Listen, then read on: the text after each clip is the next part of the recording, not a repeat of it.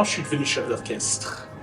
Au départ, des études en musique en piano, notamment.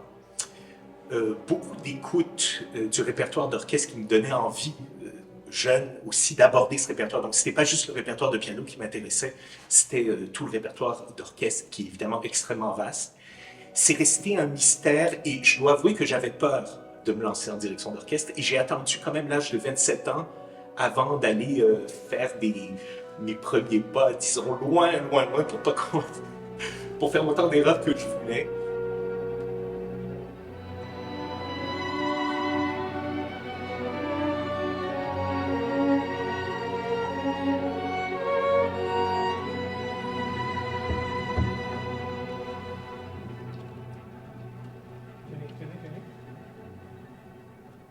Et pour moi, ce qui était très important, c'était de sentir que je maîtrisais vraiment mon instrument.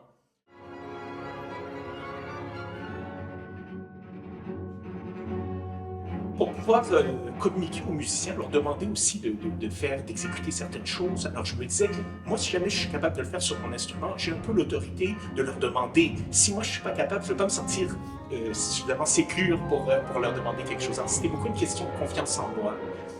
Alors c'est un peu ça qui a commencé ce parcours.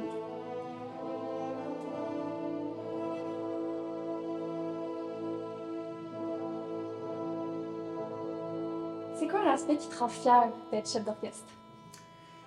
Moi, dans mon cas, ce qui me rend fier tout particulièrement, c'est de sentir qu'on a rendu justice à l'œuvre qu'on interprète, parce qu'on est des interprètes, et que aussi tous les membres de l'orchestre ressentent la musique de la même façon. Parce que dans un orchestre, évidemment, chaque instrument joue sa propre partie et ça fait un tout qui est absolument merveilleux.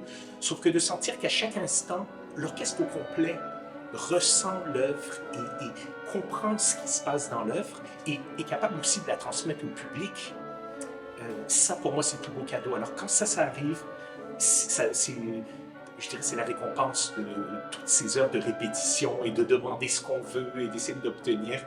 Alors c'est surtout ça qui me rend heureux.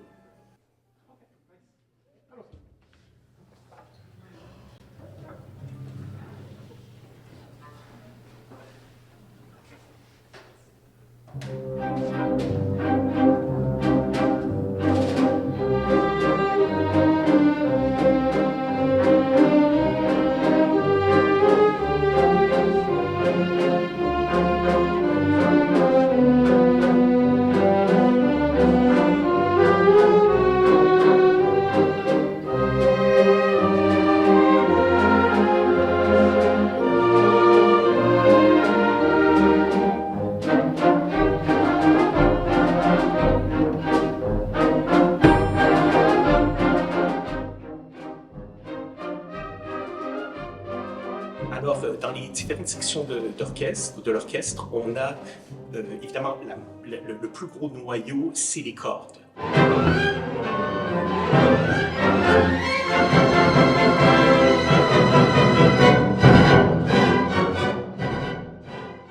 Violon, les altos, les violoncelles, les contrebasses. Alors, je dirais que ça, toute la musique, au fond, jusqu'à une certaine époque, je dirais jusqu'au milieu des années 50, donc au XXe siècle, ça reste quand même ce qui est en premier. Tout commence là. Évidemment, ensuite, il y a les bois.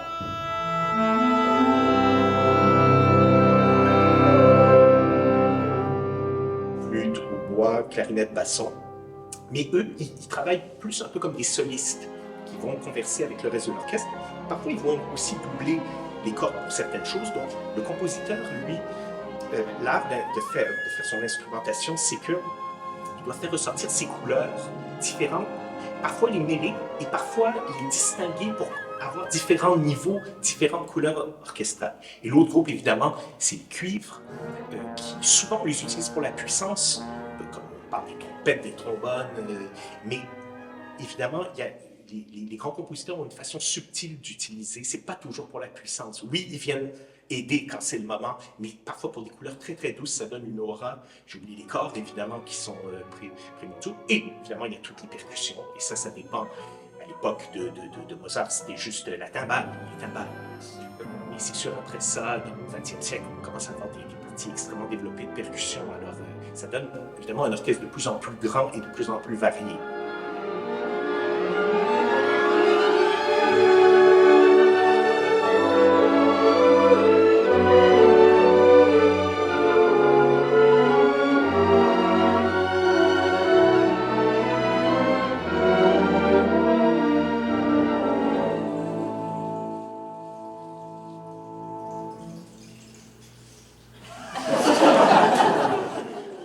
Parfois, j'ai une hésitation.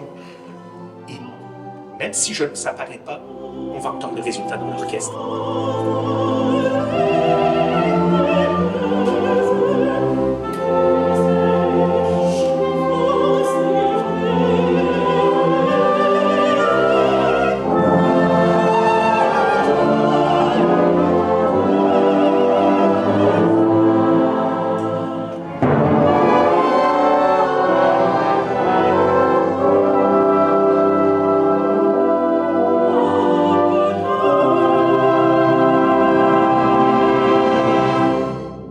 J'arrive et déjà, l'orchestre sonne et réagit comme je veux, juste par la pensée.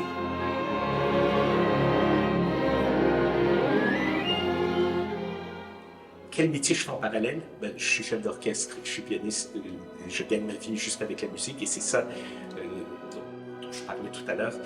C'est un grand privilège que j'ai. Alors c'est pas pour l'argent, c'est pas pour... Mais je fais ce que j'aime et c'est ma passion.